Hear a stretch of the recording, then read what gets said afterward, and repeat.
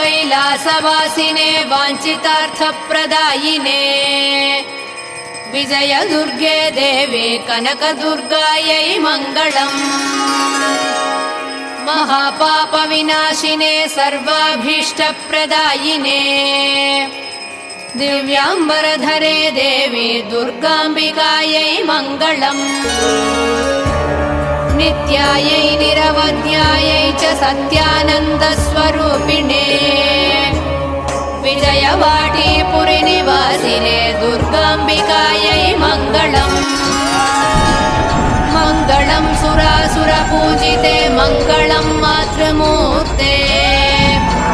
सर्वमङ्गलस्वरूपिणे देवी दुर्गाम्बिकायै मङ्गलम् मङ्गलं कनकाम्बरधरे मङ्गलं विजयाचलवासिने सर्व